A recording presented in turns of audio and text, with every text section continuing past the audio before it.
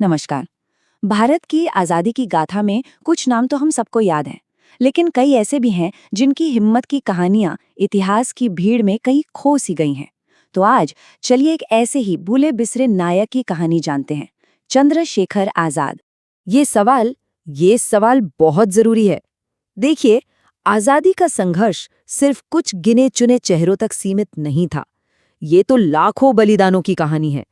तो आज चलिए उन गुमनाम पन्नों को पलटते हैं और एक ऐसे ही नायक को फिर से याद करते हैं जिनकी कहानी हमें जाननी ही चाहिए। ये सिर्फ शब्द नहीं है, ये उस दौर का जुनून था, हर क्रांतिकारी के दिल की आवाज। इसी आग को, इसी जज्बे को महसूस करते हुए आइए चंद्रशेखर आजाद की जिंदगी के सफर पर चलते हैं। तो कौन थे चंद्रशेखर आजाद? चलिए उनकी कहानी को थोड़ा और करीब से समझते हैं। एक ऐसे नायक की कहानी जिनका बलिदान भले ही बड़ी बड़ी शख्सियतों की छाया में रह गया हो, लेकिन जिनकी हिम्मत और त्याग की दास्तां आज भी प्रेरणा देती है।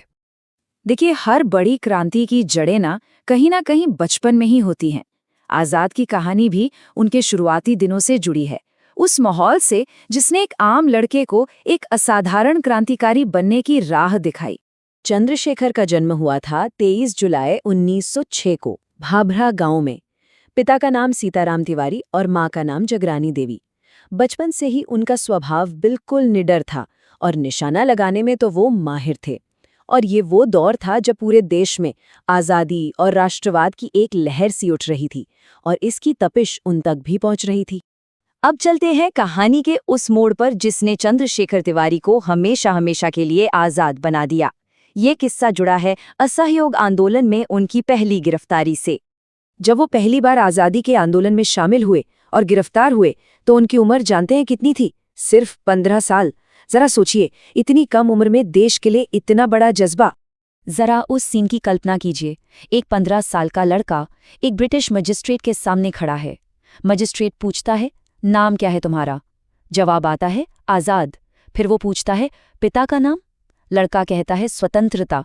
और जब पूछा जाता है, तुम्हारा पता क्या है? तो जवाब मिलता है, जेल। ये सिर्फ सवाल जवाब नहीं थे, ये एक किशोर के फौलादी इरादों का खुला ऐलान था। और इस बेबाकी की सजा क्या मिली? 15 कोड़े। ये एक ऐसी सजा थी जो किसी की भी हिम्मत तोड़ दे।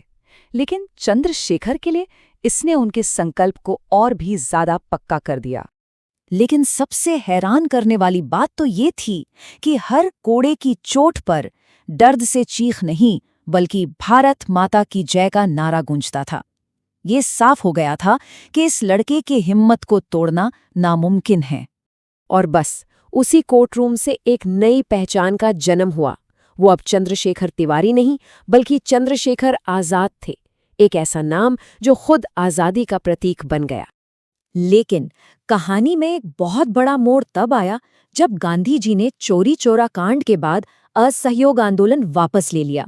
आजाद जैसे कई युवाओं को इससे बहुत गहरी निराशा हुई।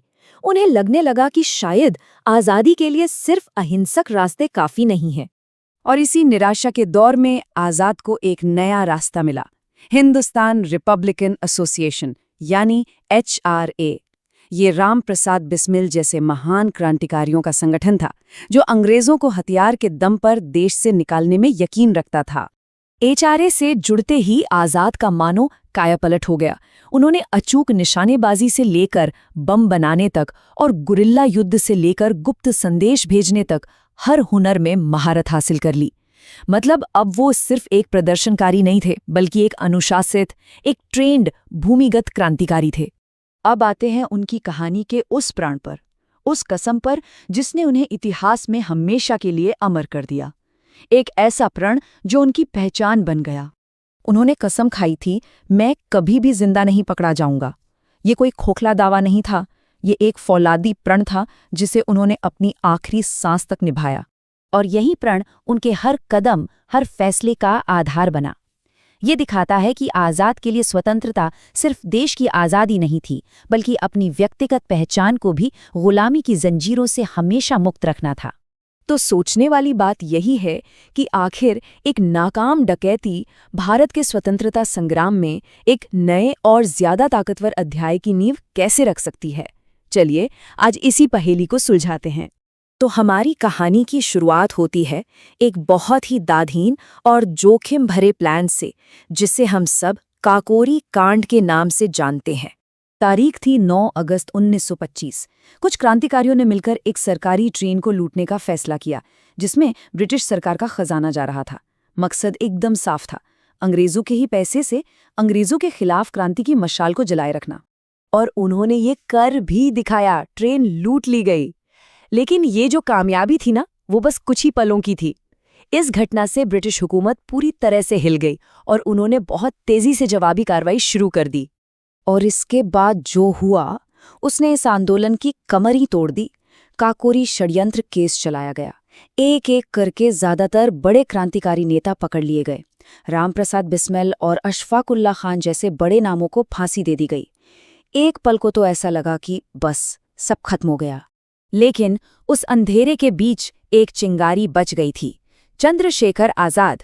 वो पुलिस की पकड़ से भागने में कामयाब रहे और बस यहीं से पूरी कहानी पलट जाती है। आजाद अब अकेले थे, फरार थे, लेकिन उन्होंने हार नहीं मानी। उन्होंने अपनी इस आज़ादी का इस्तेमाल उस बिखरे हुए आंदोलन को फिर से एक साथ लाने और उसे एक नई, पहले से कहीं ज्यादा खतरनाक ताकत में बदलने के लिए किया। साल था 1928, जब आज़ाद और उनके साथियों ने मिलकर हिंदुस्तान सोशलिस्ट रिपब्लिकन एसोसिएशन यानी HSRA की नींव रखी। ये सिर्फ संगठन का नाम बदलना नहीं था, ये एक पूरी की पूरी नई सोच थी, एक नया जोश था। और इसके कमांडर इन चीफ थे खुद चंद्रशेखर आजाद। और हाँ, इस बार आजाद अकेले नहीं थे, उनके साथ कंधे से कंधा मिलाकर खड़े थे भगत सिंह, सुखदेव और राजगुरु जैसे जोशीले नौजवान। इन सब ने मिलकर क्रांति की एक नई इबारत लिखनी शुरू कर दी। यहाँ पे उनकी सोच में एक बहुत बड़ा बदलाव आया। HSI का मकसद अब सिर्फ हथियार उठाना या अंग्रेजों पर हमला करना नहीं था। उनका लक्ष्य बहुत बड़ा था, एक समाजवादी क्रांति लाना और पूर्ण स्वराज यानी देश के लिए पूरी आज़ादी हासिल करना। तो अपने इन नए और बड़े इरादों के साथ HSRA ने अपना पहला बड़ा एक्शन लिया, एक ऐसा एक्शन जो ब्रिटिश हुकूमत की क्रूरता का सीधा जवाब था। इसकी वजह थी एक महान नेता लाला लाजपत राय की शहादत। साइमन कमीशन का शांतिपूर्ण विरोध करते हुए पुलिस ने उन पर इतनी बेरहमी से लाठियां बरसाईं कि कुछ ही दिनों बाद उनकी मृत्यु हो गई। क्रांतिकारियों ने उनकी मौत का बदला लेने की कसम खा ली। उनका निशाना था पुलिस अफसर जेम्स ए स्कॉट, जिसने लाठीचार्ज का हुक्म दिया था। लेकिन उस दिन एक गलती हो गई। निशाने की पहचान में चूक हुई और स्कॉट की जगह मारा गया एक दूसरा ब्रिटिश अफसर, JP सॉन्डर्स। और इस पूरे एक्शन के पीछे दिमाग किसका था? चंद्रशेखर आजाद का। उन्होंने न सिर्फ ऑपरेशन का पूरा प्लान बनाया, बल्कि जब भगत सिंह और राजगुरु सॉन्डर्स को मारकर निकल रहे थे तो उन्हें बचाने के लिए कवर फायर भी दिया। उनकी रणनीति के बिना ये मुमकिन ही नहीं था। और इस एक घटना ने सब कुछ बदल दिया। रातों रात HSRA का नाम पूरे हिंदुस्तान में अंग्रेजी हुकूमत के लिए सबसे बड़ा खतरा बन गया। अब वो सिर्फ कुछ बागी नहीं थे, वो ब्रिटिश राज के लिए मोस्ट वांटेड थे। तो जरा इस सफर को देखिए। 1925 में काकोरी की नाकामी, जिसने आंदोलन को लगभग खत्म कर दिया था, और फिर ठीक 3 साल बाद 1928 में HSRA का बनना और सॉन्डर्स की हत्या करके ब्रिटिश हुकूमत को सीधे सीधे चुनौती देना, ये एक जबरदस्त वापसी थी। और यही हमें उस बड़े सवाल पर लाकर खड़ा कर देता है, आखिर कब एक इंसान जो कानून की नज़र में भगोड़ा है, एक पूरे आंदोलन का संस्थापक बन जाता है। शायद चंद्रशेखर आजाद की कहानी हमें यही सिखाती है कि कभी-कभी हार ही जीत की सबसे बड़ी वजह बनती है। ये सिर्फ कोई नारा नहीं था, नहीं, ये वो कसम थी जिसने चंद्रशेखर तिवारी को हमेशा के लिए आजाद बना दिया। इसी एक लाइन ने मानो उनके जीवन का रास्ता तय कर दिया था। और हमारी आज की कहानी का सार भी यही है। चलिए उस दिन पर चलते हैं। तारीख थी 27 फरवरी 1931। भारतीय स्वतंत्रता संग्राम के इतिहास में ये तारीख हमेशा के लिए दर्ज हो गई। और ये सब हुआ कहाँ? इलाहाबाद के अल्फ्रेड पार्क में। देखने में एक बिल्कुल शांत सा पार्क, जो उस दिन एक बहुत बड़े एक ऐतिहासिक टकराव का गवाह बनने वाला था। हुआ ये कि ब्रिटिश पुलिस ने पार्क को चारों तरफ से घेर लिया था और उनके बीच में सिर्फ एक अकेला क्रांतिकारी, सवाल ये है कि ये थे कौन और आखिर इस हालत में पहुंचे कैसे? अब इन सवालों का जवाब जानने के लिए हमें थोड़ा सा वक्त में पीछे चलना होगा। हमें उस प्रण को समझना होगा जिसने उन्हें इस टकराव तक पहुंचाया। तो ये थे Chandrashekhar Azad, Hindustan socialist Republican army यानी HSRA के कमांडर इन चीफ। ये वो संगठन था जिसका मानना था कि भारत को आज़ादी सशस्त्र क्रांति से ही मिलेगी। और आज़ाद का प्रण, उनका प्रण बिल्कुल साफ था, वो कभी भी ब्रिटिश सरकार के हाथों जिंदा नहीं पकड़े जाएंगे। फिर आया साल 1929 और दिल्ली असेंबली में बम फेंकने की घटना हुई। इस घटना के बाद क्रांतिकारियों के बीच में ही रणनीति को लेकर एक बड़ा मतभेद खड़ा हो गया और इसी मतभेद ने आज़ाद के रास्ते को और साफ कर दिया। यहाँ पर सोच का एक बहुत बड़ा फर्क सामने आया। देखिए, एक तरफ थे भगत सिंह, जिनका मानना था कि गिरफ्तारी देकर अदालत को ही अपने विचारों के प्रचार का एक मंच बना देना चाहिए। वहीं दूसरी तरफ थे आज़ाद। उनका विश्वास था कि आज़ादी की लड़ाई छिपकर, भूमिगत रहकर और सशस्त्र संघर्ष जारी रखकर ही जीती जा सकती है। आत्मसमर्पण का तो सवाल ही नहीं था। तो चलिए अब वापस चलते हैं उसी दिन, उसी एल्फ्रेड पार्क की दोपहर में, जहां कहानी अपने आखिरी सबसे अहम मोड़ पर पहुंच चुकी थी। हुआ ये कि उस दिन सुबह एक मुखबिर की गद्दारी की वजह से पुलिस को उनके बारे में पता चल गया।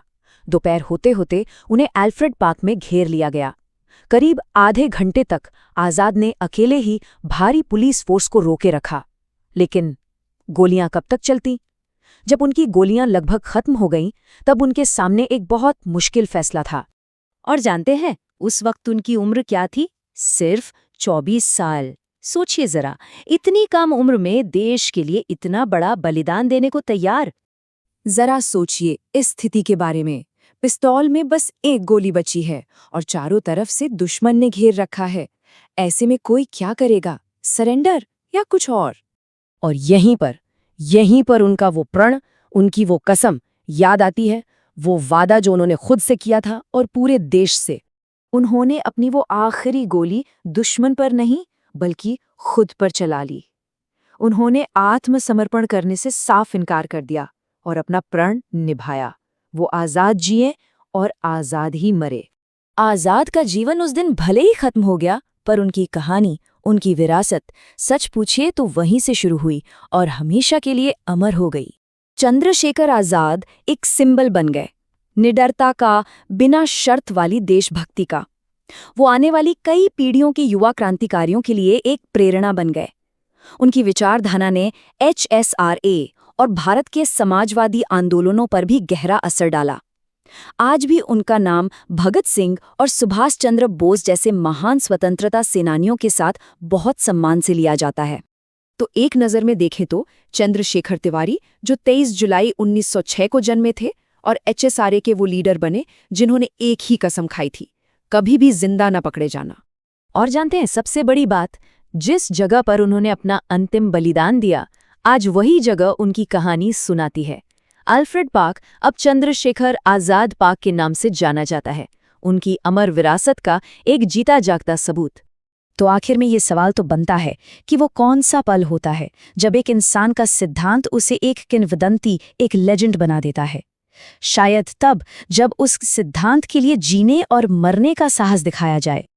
चंद्रशेखर आज़ाद की कहानी हमें एक जरूरी बात याद दिलाती है कि आज़ादी की नींव में ऐसे अनगिनत गुमनाम बलिदान हैं, और ये हमें सोचने पर मजबूर करती है कि ऐसे और कितने नायक हैं जिनकी कहानियों को जानना और सुनाना अभी बाकी है।